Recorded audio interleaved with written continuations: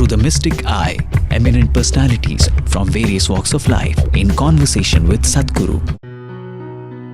This week's episode features Justice Jasti Chelameswar in conversation with Sadhguru as they explore the pressing issue of corruption and reviving the national spirit in India. Mr. Chelameswar served as the additional judge of the High Court of Andhra Pradesh. In 2007, he became the Chief Justice of Guwahati High Court and was later transferred as the Chief Justice of Kerala High Court. In October 2011, he was elevated as a judge of the Supreme Court of India. I suppose so long as human beings being what they are and the society is what it is, there are certainly bound to be certain things which are right and certain conduct which is right, certain conduct which is not right. I don't think anybody would contribute to the proposition that corruption is right from any point of view. Let me tell you. Somebody who is sitting in a public office making money using his office. Let me tell you. Yep. See, you're calling it corruption. I have had the unfortunate privilege of sometimes moving closely with the people whom you consider corrupt, okay? All right. And you will be amazed. You will be amazed. And initially it was shocking to me, but when I really look through them, I see the reasoning. They don't think they're corrupt. I'll tell you. They don't think they're corrupt, they just say, everybody would do the same thing. I got the opportunity, they don't have the opportunity.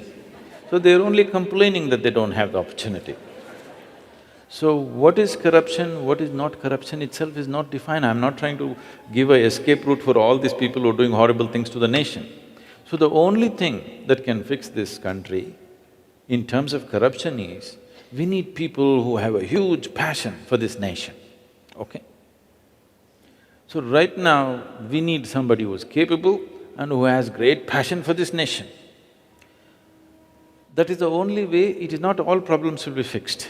That is the only way we start moving towards a solution.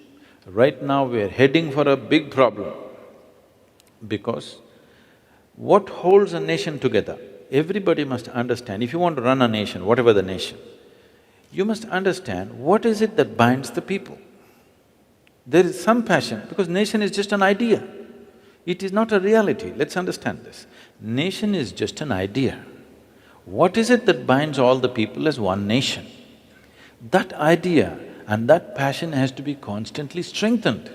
If you constantly keep weakening it and then try to hold the nation together, you will not succeed. This is the time. This generation of people have this responsibility that if we do not change the trajectory of this nation the way it's going right now, there will be no one India in another 50 years' time. It may not take 50 years. But how does this generation do it? See, how is not one aspect alone, there are many aspects to it. See, it's all right, people wear imported watches, imported clothes, but they shouldn't import their brains and hearts from somewhere else. It's very important and that is happening in the form of our education, in the way we are culturing ourselves.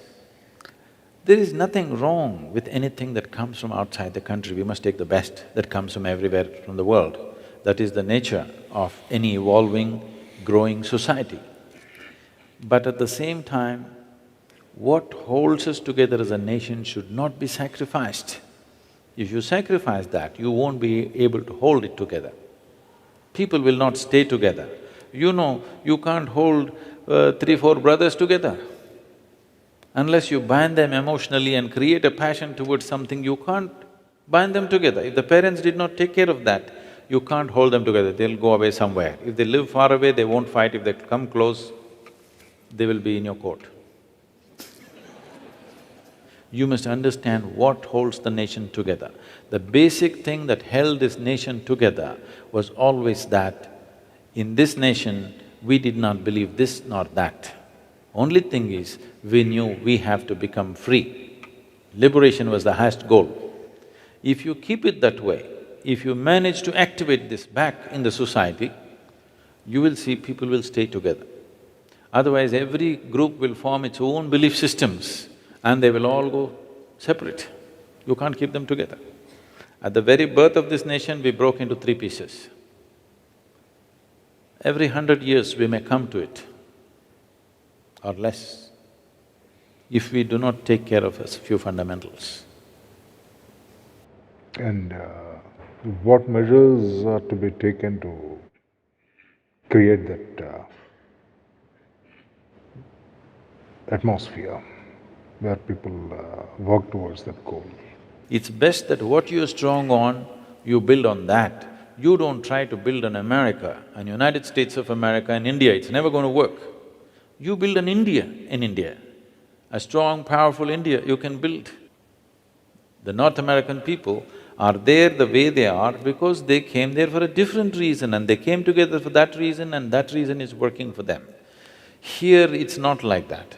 This is a completely different reality.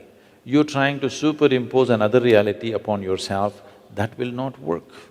This is not against anything. This is not for anything. I'm speaking English language, aren't I? So I'm not against anything for that matter. But I'm for that which works, I'm against all those things which do not work. Why do you want to invest time and life and people's lives in things that do not work? We clearly know. From my experience of working with the village, being in the villages, I clearly know at least 50 to 55% of the people, their existence is like cattle, not like human beings, the quality of life, okay? They're somehow managing, so we think they're okay. So they're somehow managing, that is not life. After 60, 70 years, 2 generations of people, their lives are gone and if still we can't find basic solutions, that means we're doing something wrong, isn't it? And why do you think it didn't work for 67 years? What is your analysis or understanding of it? It's essentially because of this. We are trying to transform people from being Indian to being English. Do you understand? English language is the only thing we should have picked up because that's a passport to the world. I'm saying what we pick up, if you go shopping, what you pick up from a shop is by choice. If you pick up compulsively or you buy whatever they're selling, it's a stupid thing. So, the idea of Mahatma Gandhi and the rest of the clan fighting for freedom and getting the British out was so that we could choose what we want to do with our lives. We did not choose because we were lethargic or we were just overwhelmed or we were just… our idea of superiority was, misplaced. We somewhere thought anybody who conquers must be superior. We just try to implement that system as it is, including the judiciary, everything as it is. See, I'm not talking about traditional values. I'm not talking about India being an isolated nation doing its own thing. No. As I said earlier, if you go shopping, you must choose what you want. You must not take whatever the salesman is pushing on you. Something is 50% discount, so you don't buy it. You buy something that you need, isn't it? So even from the rest of the world, the same thing. You pick up what is going to be good for us. You don't pick up something that they're peddling to us. So what they don't need, they would like to peddle to you. You should have the sense not to take it in. You must take in what we need and what will work for us. English language works for us, or we picked it up. Maybe we didn't pick it up, it was thrust upon us, it doesn't matter, but somehow it worked out for us. Everything else you must see, from a simple thing to anything. I was… there's a classic example, the tribal school close to the ashram where we've been working. First I went there about 15 years ago to see… we thought we will, participate in the school in some way and I wanted to see how the children are. I went there and all these kids, there's just about 11, 12 kids in the school and they're all wearing ties. The ties are worn here, like a necklace, okay? Long string and tie here.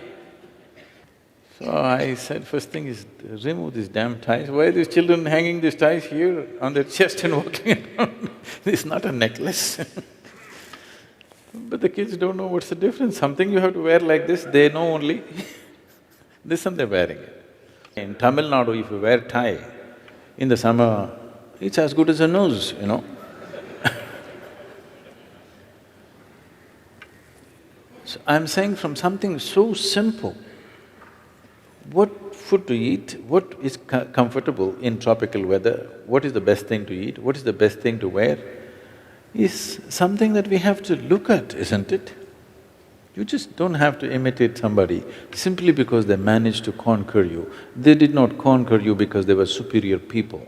They had gunpowder and you didn't. That's all.